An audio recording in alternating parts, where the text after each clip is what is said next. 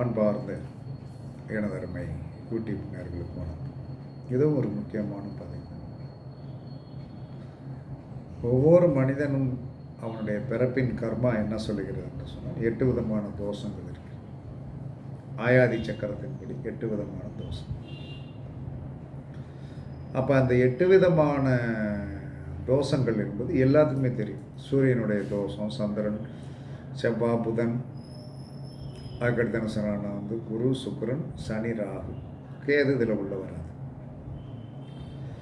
அப்போ 8 விதமான தோஷத்தை தெரிந்தவன், 8 விதமான தோஷம். இப்போ ஒரு மனிதன் அந்த தோஷத்தை தெரிஞ்சுக்கிட்டான். சூரியனுடைய தோஷம் உடையவன் என்ன சொன்னான்னா தெய்வத்தை கும்பிடுறான். அவனும் என்ன சொன்ன புதர்தோஷமுடைய நட்சத்திரமாக போய் பிறந்துட்டோம், நமக்கு பாதிப்பு வராமல் இருக்கிறதுக்கு என்ன சொன்னோன்னா சூரியனை கும்பிடுவோம். இதான் நடக்குது. சந்திரனுடைய தோஷமுடையவன் சந்திரனுக்கு உண்டான பெண் தெய்வத்தை வணங்குறான். செவ்வாய்க்கு உண்டானவன் செவ்வாய் தோஷமும் முருகனுக்கு உண்டானவன். புதனுக்கு உண்டானவனும் பெருமாளை வணங்குறான். குருவுக்கு உண்டானவன் ஜீவசமாதி வணங்குறான். சுக்கிரனுக்கு உண்டானவன் மகாலட்சுமி தாயாரை வணங்குறான். சனி தோஷமுடையவன் எல்லைக்காவல் தெய்வங்களை வணங்குறான். காலபைரவரை வணங்குறான். ராகு தோஷமுடையவர்கள் பாம்பு புற்றை வணங்குறான். முன்னோர்களை இத்தனை பேர் வணங்கி எதிலையாச்சும் நீங்கள் ஜெயிச்சிருக்கீங்களா?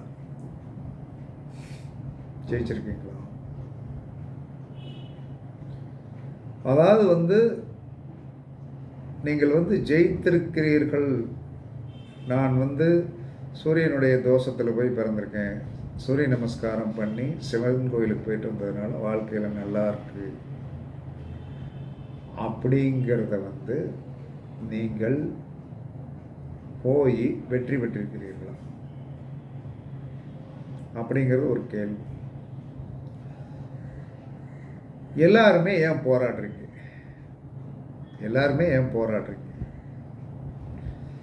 இந்த போராட்டத்திற்கு காரணம் எங்கே இருக்கிறது, ஏன் என்பது இன்னும் யாருக்கும் தெரியாது.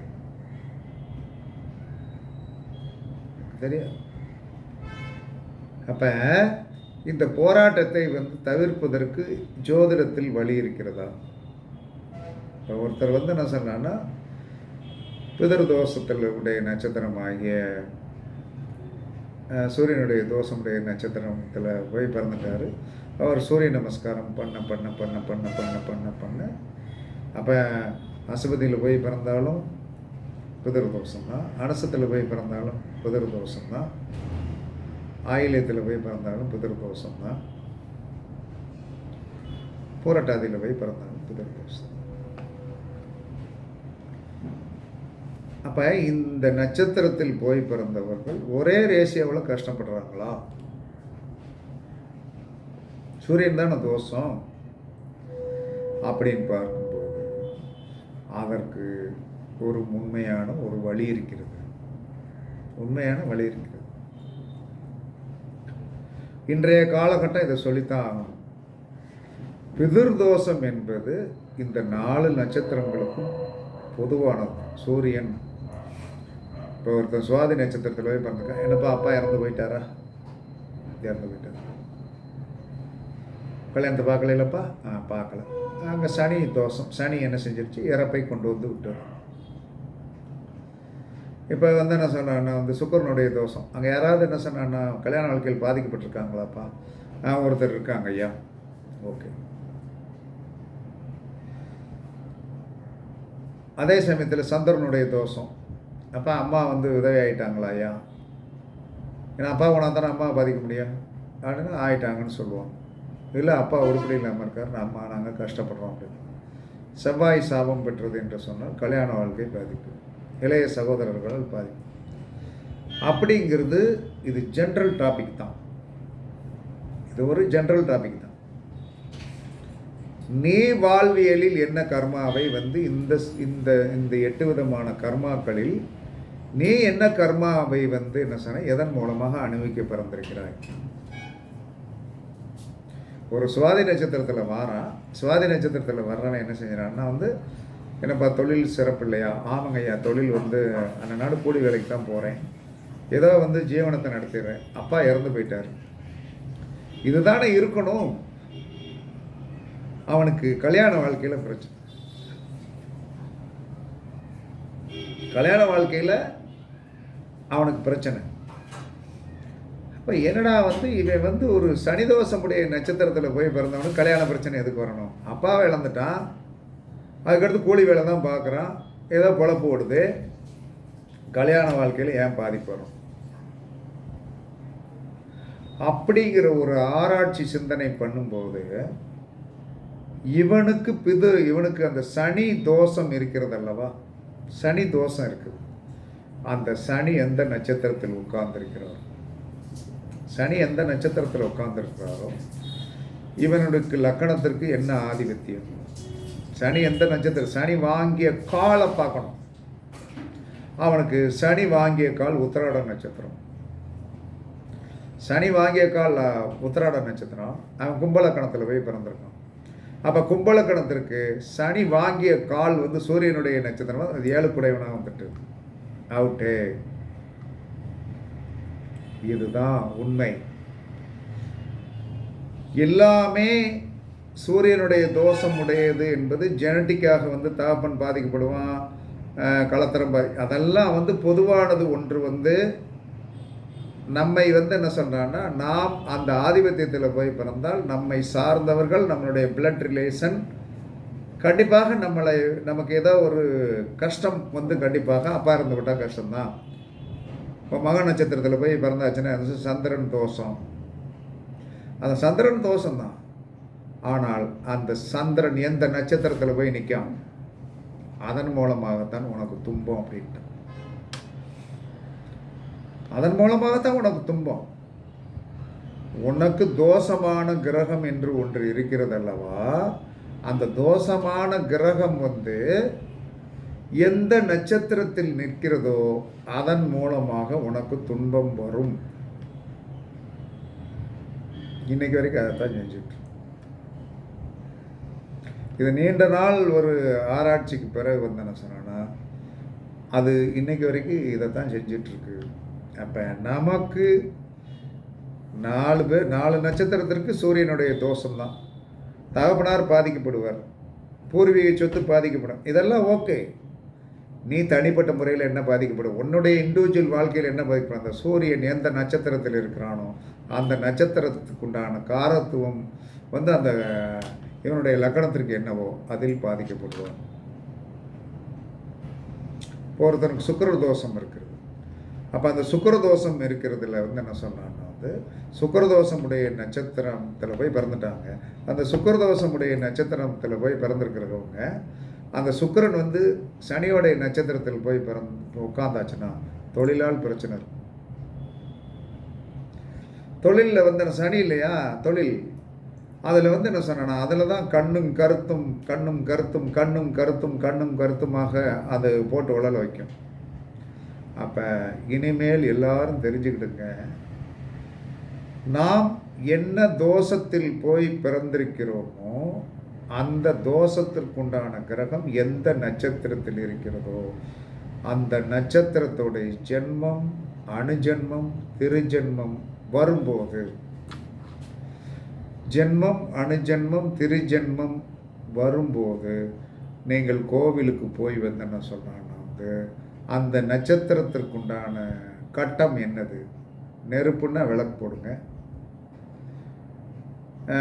அந்த கட்டம் வந்து என்ன சொல்கிறான்னா வந்து ஜலம்னா அபிஷேகத்துக்கு பால் வாங்கி கொடுங்க. காற்று என்று சொன்னால் அந்த நட்சத்திரம் வருகின்ற என்று நீங்கள் போய் வந்து அங்கே உட்காந்து வந்து ஒரு 24 நிமிஷம் வந்து சாமியெல்லாம் கும்பிட்டு சமணம் போட்டு மந்திரம் சொல்லுங்கள். ஓகேவா? காற்றுக்கு. அதற்கடுத்து என்ன சொன்னான்னா மண். மண் என்று சொன்னால் மண் வீட்டில் வந்து நம்மளுடைய கர்ம நம்முடைய தோஷமுடைய நட்சத்திரம் மண் வீட்டில் நிற்கிறது அப்படின்னா அந்த கோவிலுக்கு வந்து சந்தனம் வாங்கி தானம், சந்தனம் வாங்கி தானம் பண்ணிவிட்டு சந்தனம் வாங்கி தானம் பண்ணுங்க. தானம் பண்ணிவிட்டு அங்கே வந்து என்ன அந்த பிரகாரத்தை வந்து என்ன சொல்கிறேன் நல்லா வந்து உங்களுடைய கால் அழகாக பதியும்படி அந்த நட்சத்திரம் இருக்கு இல்லையா, உங்களுடைய தோஷமுடைய கிரகம் எந்த நட்சத்திரத்தில் போய் உட்கார்ந்துருக்கிறதோ, இப்போ தோஷமுடைய கிரகம் வந்து என்ன சொன்னான்னா வந்து சனின்னு வச்சுக்கணும். அந்த சனி வந்து என்ன சொன்னான்னா வந்து ராகுவுடைய நட்சத்திரத்தில் உட்காந்துருக்காருன்னு வைங்க. அந்த கோவில் பிரகாரத்தை 18 சுற்றிடும். நீங்கள் எந்த காலத்துலலாம் போகணும், உங்களுக்கு எது தோஷமான கிரகம் எந்த நட்சத்திரத்தில் உட்கார்ந்திருக்கிறதோ அந்த நட்சத்திரத்துடைய ஜென்மம், அணுஜென்மம், திருஜென்மம் வரும்போது நீங்கள் கோயிலுக்கு போயிட்டு வாங்க. உங்களுடைய வாழ்க்கை சூப்பராக மாறும். இதுதான் கர்மாவை வந்து சீர்படுத்தக்கூடிய, சரிபடுத்தக்கூடிய உண்மையான ரகசியம். இதை நீங்கள் செஞ்சு பாருங்கள். 100% வந்து நீங்கள் ஜெயிப்பீங்க, உறுதியாக ஜெயிப்பீங்க.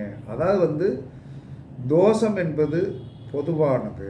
அந்த கிரகம் எந்த நட்சத்திர சாரம் வாங்கியிருக்கிறதோ அதன் மூலமாகத்தான் உங்களை இம்சைப்படுத்தும். அப்போ இம்சைப்படுத்துகிறவங்க காலில் போய் விழுந்துட வேண்டியதானே. அது நெருப்பாக இருந்தால் விளக்கு போடு, மண்ணாக இருந்தால் வந்து சந்தனம் வாங்கி கொடு, காற்றாக இருந்தால் வந்து அங்கே 24 நிமிஷம் மந்திரம் சொல்லு, ஜலமாக இருந்தால் அபிஷேகத்திற்கு கொடு,